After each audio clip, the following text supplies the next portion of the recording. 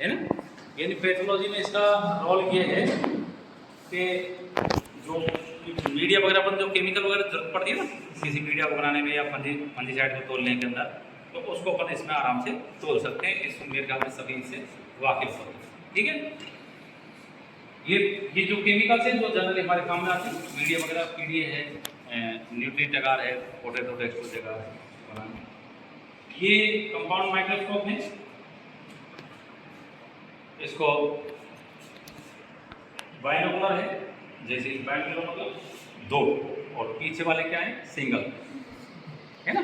एक माइक्रोस्कोप आपने देखा ऊपर सा दिख रहा है ना, नीचे से लाइट आ रही है।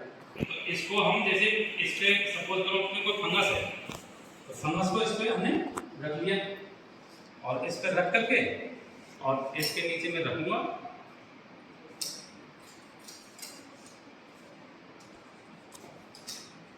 और इसको मैं आराम से ऊपर नीचे, ये कोर्स एडजस्टमेंट इसको जिसको हम कहते हैं कोर्स एडजस्टमेंट, वो ये होती है फाइन, बिल्कुल बहुत कम ऊपर नीचे होता है, इससे ज़्यादा होता है। तो हम अगर जैसे मान लो कोई चीज़ इस जगह कोई सी चीज़ दिख रही है और मेरी जगह आपको देखना है, तो मेरी और आपकी आँख में हल्का सा डिफरेंस हो सकता है, तो वो इससे फाइन वाली से एडजस्ट हो जाता है। ये कंडेंसर होता है, इसके नीचे से रखा हुआ है, ठीक है। और ये इसके अंदर कंडेंसर है, ये बेस है, ये आर्म है, और ये आपके ऑब्जेक्टिव कहलाते हैं। अलग अलग कैपेसिटी होते हैं, मेरी 10x का होता है, ठीक है। तो ये तो है आई पीस, ध्यान से देखो इस फोटो में आपको रखा जाता है तो आप इसको पहचान सकते हैं। ये तो आई पीस है और ये है आपका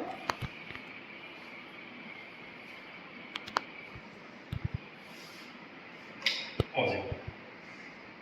इन दोनों पे देख लो, अगर मैं आपको इस फोटो में रखूँ इनमें किसी एक को और मैं आपसे कहूँ कि क्या चीज़ है, तो आप ये पहचान जाओगे कि आईपीस है क्या ऑब्जेक्ट है। वो लड़के कौन से जो नहीं आए, कहाँ हैं लड़के, तो ये पहचान जाओगे इसको, ये ऑब्जेक्टिव है, अलग से दिख रहा है, ये अलग हिसाब से दिख रहा है, ये आँख से,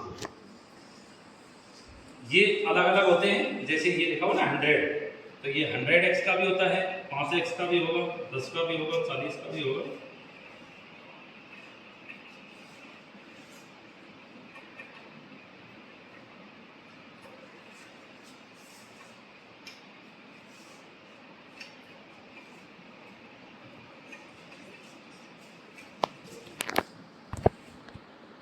कितना गुना हमारा ऑब्जेक्ट देख रहा है, वो इन दोनों के गुणा से देखेगा।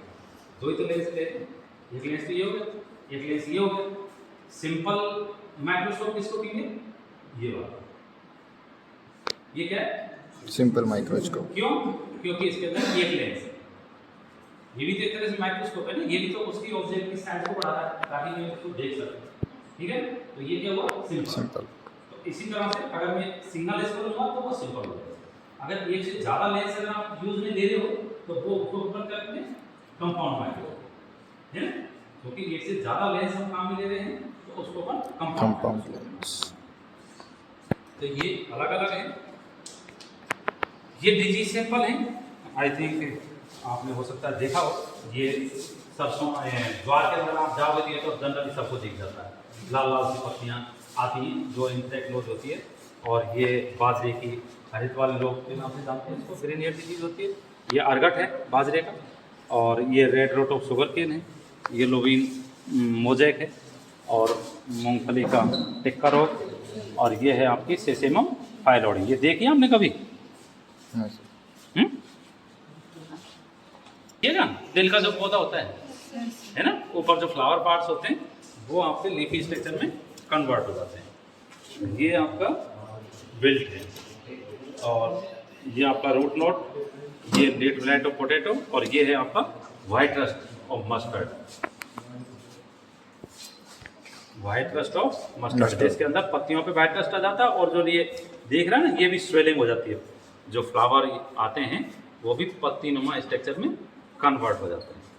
ये आपका स्टेम रोट ऑफ मस्टर्ड है, और ये कवर्ड स्मार्ट ऑफ बार्ले, और लूज स्मार्ट ऑफ वीट, ये भी वाइट रस्ट है। फ्लैग स्मार्ट ऑफ वीट है, और ये आपका लूज स्मार्ट ऑफ वीट है, वो आपका लेट ब्लैक ऑफ पोटैटो है। ये आपके ऑटोक्लेव टच नहीं करना, किसी इंस्ट्रूमेंट को आप देख सकते, ठीक है। ये ऑटोक्लेव है, ठीक है। क्या काम आता है ये, एक तरह से अगर देखा जाए तो ये बड़ा हमारे पास में प्रेशर कुकर है, यानी कि हम इसको आइए और ये तो प्रेशर कुकर में अपन क्या करते हैं, सब्जी को रखते हैं, ढक्कन लगा देते हैं और उसको उबाल देते हैं, क्योंकि उसके अंदर प्रेशर बनता है। जो प्रेशर कुकर का काम होता है वही चीज है, सेम, ठीक है। तो इसके अंदर पानी भर दिया, नीचे पानी भरा हुआ है इसके अंदर, और इसके अंदर मेरे को मान लो कोई स्लाइस करना है। एक होता है हॉट एयर ओवन और एक होता है ऑटोक्लेव। दोनों का ही काम क्या है, स्टेरिलाइजेशन। साथ ही जो नहीं है इनको फोन कर दो आप एक बार, आप इधर से आओ, इधर आओ, आप साथ में फोन करिए नीचे। क्या हुआ, कहाँ थे करेंगे, ये भी ऑटोक्लेव है और ये है हॉट एयर ओवन। दोनों का काम है स्टेरिलाइजेशन। स्टेरिलाइजेशन का मतलब निर्जमीकरण, हिंदी बता रहा हूँ बिल्कुल साफ साफ, निर्जमीकरण, यानी कि जिसके अंदर कोई जर्म्स नहीं बचे, ऐसी प्रक्रिया जिसमें सारे जर्म्स खत्म हो जाएं उसको हम कहते हैं निर्जमीकरण, यानी कि स्टेरिलाइजेशन। पाश्चराइजेशन और स्टेरिलाइजेशन में यही फर्क होता है। पाश्चराइजेशन क्या है, जो हार्मफुल बैक्टीरिया होते हैं उनको डिस्ट्रॉय किया जाता है, जो लाभदायक होते हैं उनको नहीं किया जाता। तो जैसे दूध में यूज करते हैं, लेकिन स्टेरिलाइजेशन में ये नहीं देखा जाता कौन सा लाभदायक है कौन सा हानिकारक है। जितने भी ऑर्गेनिज्म होते हैं उसके अंदर, जितने भी जीव होते हैं उन सबको डिस्ट्रक्शन कर दिया जाता है, सबको खत्म कर दिया जाता है, ठीक है। तो इन दोनों का एक ही काम है, स्टेरिलाइजेशन का। लेकिन इन दोनों में फिर डिफरेंस क्या हुआ, इसके अंदर जैसे मान लो आप 150 डिग्री सेंटीग्रेड पर रखोगे, 200 पर रखोगे, तो इसके अंदर मॉइस्चर नहीं है, हॉट एयर ओवन, ठीक है, यानी गर्म हवा है, भाप नहीं है इसके अंदर। तो हवा है गर्म, अगर 150-200 डिग्री सेंटीग्रेड पर रखोगे, और मान लीजिए कि मैंने इसमें फ्लास्क में मीडिया रख दिया स्लाइस का लेके, तो 150-200 पे ये आग पकड़ जाएगा, जल जाएगा, ठीक है, और मीडिया भी इसका जल जाएगा जब 150-200 पर रखोगे। तो इसके अंदर हम उन चीजों को स्टेरिलाइज कर सकते हैं जो हाई टेम्परेचर पर आग नहीं पकड़ सकते, जैसे ग्लास वेयर, ये जितने भी, जैसे मान लो ये चीज है, इसको मैं कर लूंगा आराम से, पेट्रोलियम इनको रख दूंगा, जितने भी ग्लास वेयर है उनको रख सकता हूँ, प्लस सॉइल को भी रख सकता हूँ। मिट्टी स्टेरिलाइज करनी है मान लो मेरे को, तो भी रख सकता हूँ, उसका क्या जलेगा, जब तो मारने मेरे को, ठीक है। तो ऐसी चीज, ऐसे आइटम जो हाई टेम्परेचर पे आग नहीं पकड़ते हैं उनको हम स्टेरिलाइज करते हैं हॉट एयर ओवन को, और जो आग पकड़ सकते हैं उनको हम स्टेरिलाइज करते हैं ऑटोक्लेव करते हैं। इसमें क्या है, जैसे मीडिया हुआ या जैसे कॉटन प्लग अगर किसी में रखा हुआ है वो हुआ, तो इसमें चूंकि मॉइस्चर है, भाप है, तो भाप आग नहीं पकड़ती, तो इसलिए इसको रख दिया हमने, मान लो इसके अंदर मैंने फ्लास्क रख दिया, मीडिया रख करके, ठीक है। मीडिया को स्लाइड करना है तो मीडिया भरा इसके अंदर और मैंने इसके अंदर रख दिया।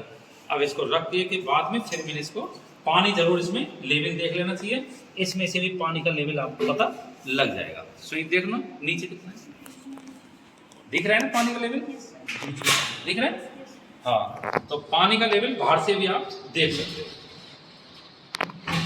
अब जब आपने नीचे सारा जमा दिया, फ्लास्क वगैरह जो भी मीडिया वगैरह था आपका, वो आपने रख दिया इसके अंदर, ठीक है ना, और फिर आप इसके अंदर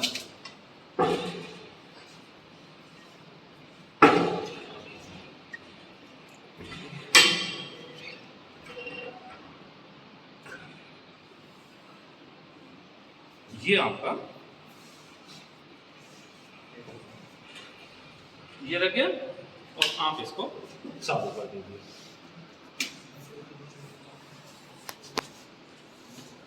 ठीक है, अब इसको आप जला के रखोगे, ये स्टार्ट हो गया। अब कितने पे सेट किया हुआ है इसको? नीचे जो हरा है वो हमने सेट किया है 121 डिग्री सेल्सियस, यानी इतने टेम्परेचर इसके अंदर जो मॉइस्चर का जो टेम्परेचर है वो इतने टेम्परेचर क्रिएट इसके अंदर कर देगा। और अगर प्रेशर की बात करें तो ये 1.5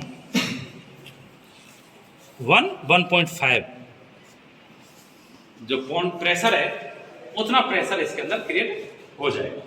तो इसको हम चलता रहेगा, ये सुई इसकी बढ़ेगी और जब ये 1.5 पे आ जाएगी उसके बाद में हमको 1.5 पे आ गया, ठीक है ना, धीरे धीरे करके आएगा, हवा इसमें उबलने लगेगा धीरे धीरे पानी, फिर उसमें से भाप बनेगी तो भाप इसमें से निकलने लगेगी, ठीक है ना, इसमें से हवा निकलने लगेगी। पहले सूखी हवा निकलेगी, फिर धीरे धीरे करके इसमें भाप आना शुरू हो जाएगा। जैसी भाप आ जाए फिर इसको बंद कर दो। तो जैसे इसको बंद करेंगे ऐसा समझ लो सीटी बंद कर दिया, ठीक है ना, तो बंद करोगे तो भाप का प्रेशर बनना शुरू हो जाएगा और ये सुई आपकी यहाँ से चलते चलते 1.5 पे पहुँच जाएगी और फिर 1.5 पे जब पहुँच जाएगी आपकी 15 पे एक तरह से, तो उसके बाद में आपको 15 से 20 मिनट तक इसको रखना। बंद हो गया, भाप निकलना शुरू हो गया, जब सारी भाप निकल जाए या जीरो पर जाए फिर आप इसको खोल लीजिए, खोल करके वापस इसको निकाल, और यही सेम स्थिति आपके इसकी, जैसे पेटी प्लेट रखी हुई है इसके अंदर, इनको अपन क्या कहते हैं? पेटी डिश कहते हैं। तो पेटी डिश कहते हैं। तो इसके अंदर जैसे मान लो ग्लास वेयर में रख दिया और इसको मैंने चालू कर दिया, चालू करने के बाद में इसमें भी आप इंस्टॉलेशन कर सकते हैं।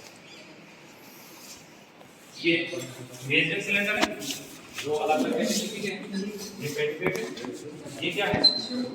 बीकर, और ये क्या है? ग्लास, सिर्फ ग्लास नहीं, कोनिकल ग्लास, ठीक है।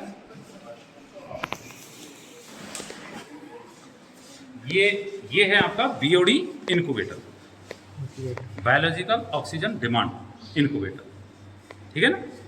एक होता है सिंपल इनक्यूबेटर, खाली इनक्यूबेटर होगा, ये बीओडी इनक्यूबेटर है, और एक होता है केवल इनक्यूबेटर।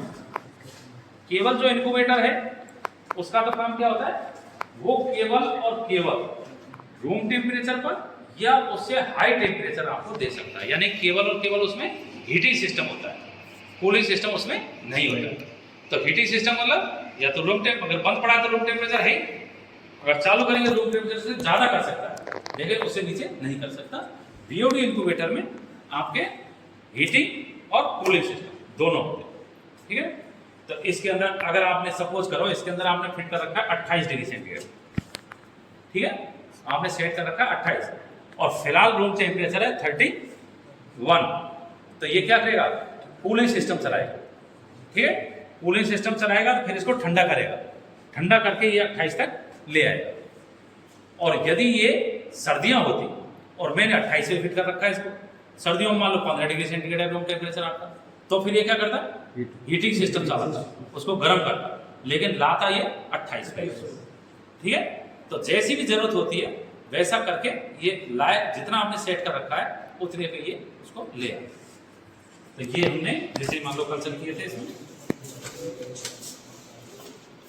ये ट्राइकोडर्मा जो फंगस होता है ना, कई बार जैसे जैविक नियंत्रण अपन करते हैं तो वो फंगस है, तो ये पीडीए पोटैटो डेस्ट्रोजेगा मीडियम बना लिया, उसके ऊपर हमने फंगस इनोकुलेट कर दिया और फिर वो अपनी ग्रोथ इसके अंदर कर दिया।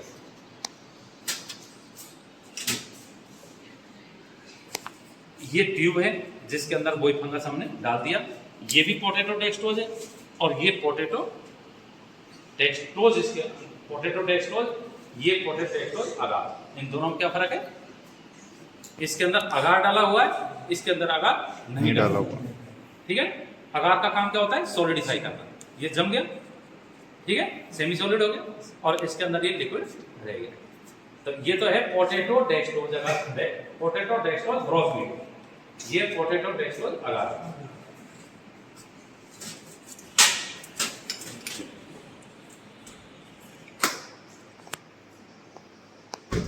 ये वाटर बाथ है,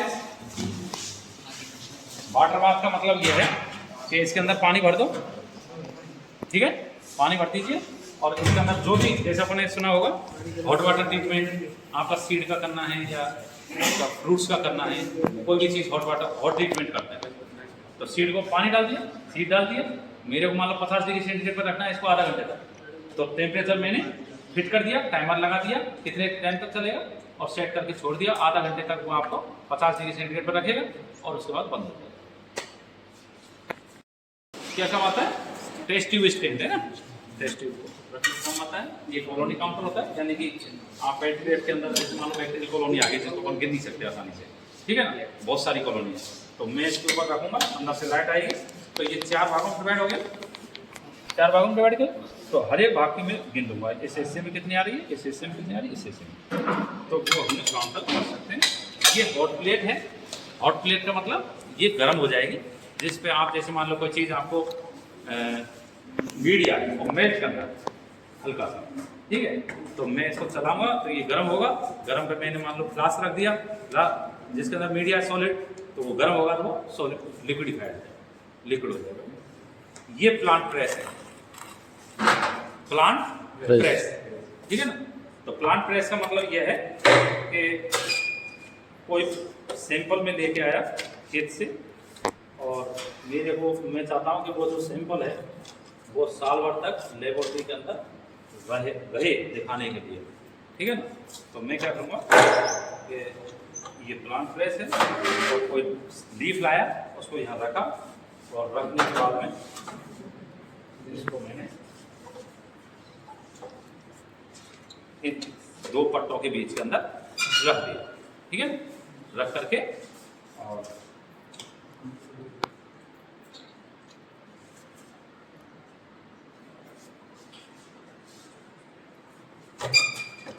ये कस के आपने रख दिया। कोई लीफ लेके आए थे और मैंने इसके अंदर उसको प्रेस करके रख दिया, तो 10 दिन में, 15 दिन में, 20 दिन में वो पत्ती सूख जाएगी और बिल्कुल फैट अंदर से निकलेगी।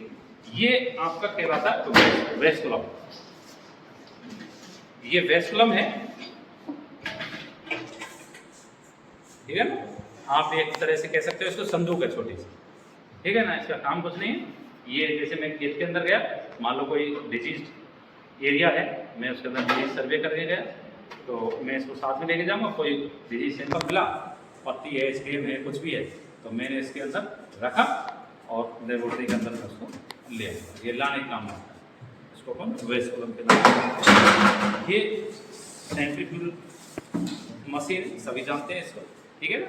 ये जनरली क्या है कि जैसे क्योंकि वायरस को हम ग्रो नहीं कर सकते आर्टिफिशियल मीडिया के ऊपर, तो हम क्या करेंगे, मान लीजिए कि मेरे को वायरस को निकाला किसी पौधे से, अब फंजाई बैक्टीरिया में क्या मीडिया पे लाऊंगा और मीडिया पे डाला तो फंजाई अलग हो जाएगा, ग्रो हो जाएगा, उसको निकालूंगा। वायरस को आप ग्रो नहीं कर सकते, ठीक है, केवल लिविंग सेल्स पे चाहिए, इसको ऑब्लिगेट है। तो मैं क्या करूँगा कि मान लो किसी लीफ पर डिजीज आ रही किसके अंदर, तो मैं लीफ को कलेक्ट करके लाया, क्रश किया मिक्सी के अंदर और ट्यूब के अंदर भरा और ट्यूब के अंदर भर के और इसके अंदर जो खांचे हैं तो टेस्ट ट्यूब के अंदर भर के इसके खांचों के अंदर टेस्ट ट्यूब रख दिया और फिर ये घूमेगा। तो होता क्या है कि जो कचरा होगा वो ऊपर आ जाएगा, जो अच्छा फाइन मटेरियल होगा जिसमें वायरस पार्टिकल ज़्यादा होंगे, प्योर तो होंगे लेकिन ज़्यादा होंगे, वो नीचे बैठ जाएगा। तो ऊपर वाला जो मटेरियल है उसको मैं डिस्कार्ड कर दूंगा। तो मेरे पास में ऐसा मटेरियल बच जाएगा लीफ एक्सट्रैक्ट जिसमें वायरस पार्टिकल ज़्यादा होंगे। तो मैं फिर उसको क्या करूँगा कि खेत में जा करके मुझे टेस्ट करना है उसका, किसी मान लो मुझे ये टेस्ट करना है कि भाई ये जो वायरस आ रहा है, लीफ बग डिजीज आ रही है, क्या ये सेफ ट्रांसमिशन है कि नहीं है, यानी कि जूस से फैलता है कि नहीं है। तो मैं ले आया, मैंने उसको निकाल लिया और मैंने उसको रुई के अंदर भर लिया, मतलब रुई को उसके अंदर भिगो लिया। तो रुई के अंदर वायरस पार्टिकल भी चले गए। तो जब मैं खेत में जाऊँगा, मुझे कोई हेल्दी प्लांट चाहिए उसी क्रॉप का, ठीक है ना, मुझे टेस्ट करना है कि क्या ये वायरस इसमें भी डिजीज पैदा कर सकता है कि नहीं कर सकता। तो मैं क्या करूँगा, हेल्दी प्लांट लिया और उसको हल्का सा बजरी या तेल से रगड़ दिया, ज़्यादा नहीं करना, हल्का सा बिल्कुल एक बार डाल करके रुई से साफ ही करना, ज़्यादा करोगे लीफ आपकी, और डाल करके फिर जो रुई जिसके अंदर अपना वायरस पार्टिकल्स थे ज़्यादा, उसको हल्की सी पत्ती के ऊपर, जो इंजर्ड पत्ती है उसके ऊपर हल्का सा मैंने उसको भी फेंट दिया। तो इंजर्ड हो गई थी और ऊपर से मैंने वायरस पार्टिकल्स का लगा दिया, इसका मतलब वायरस पार्टिकल अंदर जा चुके। अब यदि उस वायरस में डिजीज कोज करने की कैपेसिटी है तो वो डिजीज कोज कर देगा, अदरवाइज नहीं कर पाएगा। कर दिया तो इसका मतलब सेट ट्रांसमिसिबल। कि मान लो इसको मैं काम में ले रहा हूँ, क्या काम में लूँगा? इसका मतलब ये है कि जैसे हम मान लो कहीं भी खड़े हैं तो एयरबोर्न स्पोर्ट्स होते हैं, बैक्टीरिया भी होते हैं, फंजाई भी होते हैं, वायरस भी होंगे, ठीक है। तो वो अगर मैं यहाँ पर ओवन में काम करूँगा, मीडिया का इनोकुलेशन आइसोलेशन, तो वो जो हवा में है वो उसके अंदर आ जाएंगे, तो वो काम खराब हो जाएगा, कंटामिनेशन हो जाएगा। इसलिए उससे बचने के लिए हम क्या करते हैं, इसके अंदर असेप्टिक कंडीशन क्रिएट करते हैं। यानी कि इसके अंदर अगर कोई जर्म पहले से है तो मैं क्या करूँगा, इसको यूवी लैम्प को जला दूंगा और इसको मैं लगा दूंगा। तो 10 मिनट तक इसके अंदर यूवी लैम्प चलेगा। यूवी लैम्प से क्या होगा, जो भी इसके अंदर जर्म्स होंगे वो खत्म हो जाएंगे। अब 10 मिनट अगर यूवी लैम्प हो गए, इसको तो बंद कर दीजिए और आप अपना काम इसके अंदर शुरू कर दीजिए। यानी कि आप ये फैन इसके अंदर चल जाएगा। अब फैन का फायदा ये है कि मैं यहाँ बैठ के काम करूँगा तो जो हवा है अशुद्ध है, वो अशुद्ध हवा यहाँ से जाएगी नीचे से इस फिल्टर से, और फिल्टरों में होते हुए वो हवा यहाँ से वापस आएगी, ठीक है। तो ये जो हवा आ रही है वो शुद्ध आ रही है, यहाँ पे जो हवा थी वो अशुद्ध थी, वो फिल्टर में गई, फिल्टर होकर के आई और यहाँ से वो शुद्ध हवा आएगी। शुद्ध हवा इतने प्रेशर से आएगी ताकि कोई बाहर का जो माइक्रोऑर्गेनिज्म है, जो भी जीव जो कंटामिनेशन कर सकते हैं, वो अंदर एंटर नहीं कर सकते, ठीक है। तो मैं इसके अंदर जो भी मेरा आइसोलेशन इनोकुलेशन जो भी मेरा वर्क होगा वो मैं आराम से इसमें कर सकता हूँ, और करने के बाद में इसको वापस बंद कर, ठीक है। तो ये आप उसको, तो अगर कोई पूछे भाई what is the use of laminar air flow chamber, तो क्या लिखोगे, to use for inoculation and isolation in aseptic conditions. ये फ्री है, मिलेगा हमारे यहाँ फंगस है वही मिलेगा, ठीक है। तो इसके अंदर लो टेम्परेचर पर हम इसको, जैसे मान लीजिए मैंने ये मीडिया बनाया था पोटैटो टेस्ट हो जाएगा, ठीक है ना। अब बनाया था, अब इसको बनाए हुए 1-1.5 महीना हो गया। अगर मैं इसको फ्रीज में ना रखूँ और इसको बाहर रख देता तो ये सूख जाता, बाहर हाई टेम्परेचर पर अब तक सूख चुका होता, तो मुझे दोबारा बनाना पड़ता। अब ये मीडिया है या कोई फंगस है, मान किसी में फंगस आ रही है, ठीक है, ये फंगस आ रही है, तो ये भी अगर बाहर रख देता तो ये भी मीडिया सूख जाता, फंगस भी मर जाती। तो मैं बार बार मुझे मेहनत ना करनी पड़े, इसलिए जो फंगस कल्चर है या जो मीडिया है उसको मैं उसकी लाइफ बढ़ाने के लिए इसको मैं फ्रीज के अंदर रख देता हूँ। इसमें जो फंगस है या जो मीडिया है वो आपका बहुत जल्दी नहीं सूखता है और वो लंबे समय तक आपको काम में आ जाता है, ठीक है। चलिए।